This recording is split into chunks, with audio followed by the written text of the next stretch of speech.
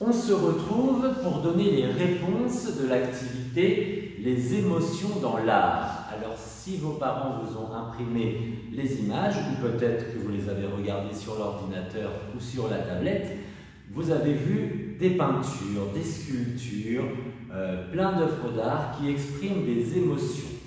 Le jeu, c'était de deviner quelle émotion on peut voir sur ces œuvres d'art. Alors, nous allons regarder ça ensemble. Je vais vous donner les réponses et peut-être que vous verrez, vous avez trouvé la même chose que moi. Alors, c'était cette activité-là et maintenant, on va pouvoir donner les réponses.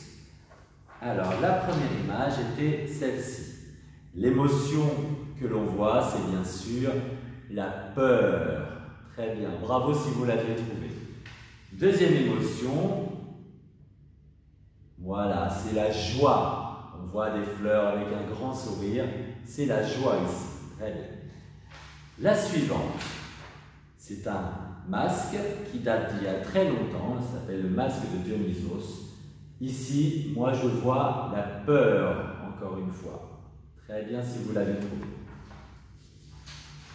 Que dit ce tableau de Picasso? C'est facile puisqu'il s'appelle La femme qui pleure. Donc je pense que l'émotion à trouver ici, c'était la tristesse.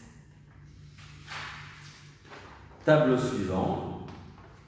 On voit une femme qui tient dans ses bras un petit garçon et elle a l'air d'avoir très peur. Oui, c'est encore une fois la peur que nous retrouvons dans ce tableau. Œuvre suivante, c'est un masque japonais qui exprime la colère. Voilà, c'était la colère qu'il fallait trouver ici. Ici, c'est une image de bande dessinée, c'est le capitaine Haddock, dessiné par Hergé. Et je crois que c'est facile à trouver. C'est encore une fois la colère qu'il fallait deviner ici. Un très célèbre tableau, peut-être le tableau le plus célèbre du monde, c'est la Joconde de Léonard de Vinci. Alors je pense qu'ici, l'émotion à trouver, c'était la joie, puisque la Joconde, qui s'appelle Mona Lisa, fait un petit sourire. Voilà.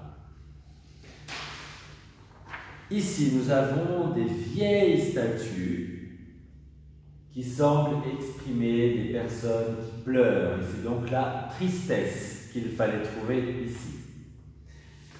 Œuvre suivante, c'est une peinture et c'est une femme qui a l'air d'être en colère. Oui, c'est la colère qu'il fallait trouver là. Monsieur Vincent van Gogh, qui a fait ce tableau, c'est le portrait du docteur Gaucher, du docteur Paul Gaucher, c'est ça. Alors le docteur Paul Gaucher, il a l'air d'être triste ou de s'ennuyer, voilà, je pense qu'on peut dire les deux.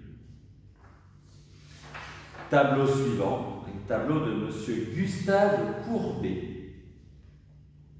Alors là, on peut y lire peut-être la peur, la tristesse, je ne sais pas, à vous de voir ce que vous préférez. Peut-être les deux, hein, peut-être les deux. Tableau suivant, ah non, ce n'est pas un tableau, c'est une sculpture, c'est un masque romain qui est très ancien et qui a l'air de montrer un personnage en colère. Donc c'est la colère qu'il fallait trouver ici. Ici, c'est une actrice, Marilyn Monroe, qui a été photographiée et colorée par un artiste qui s'appelle Andy Warhol. Elle a le sourire, donc je pense que c'est la joie qu'il faut trouver pour ce tableau. Ici, nous avons un monsieur un peu gros, tout nu, dans un coin. Alors, je pense que ce monsieur, oh, c'est difficile à dire. Moi, au début, j'aurais dit l'ennui ou la tristesse. Mais peut-être ses yeux expriment-ils une petite colère aussi. Je vous laisse choisir. Ici, Jean Dubuffet, qui a dessiné son propre portrait, mais avec des lignes et des traits assez gros. Pour moi, c'est un peu de tristesse qui ressort de ce portrait. À vous de voir. Et enfin, le dernier, nous avons une mosaïque de personnages, de petits masques, qui ont tous un grand sourire. On voit beaucoup les dents, donc je pense que c'est la joie. Voilà, et encore une fois, la joie pour moi de vous retrouver. Et une grande joie aussi de vous revoir très vite, j'espère. Voilà. J'espère que vous avez trouvé beaucoup de bonnes réponses. On se retrouve plus tard pour un prochain travail.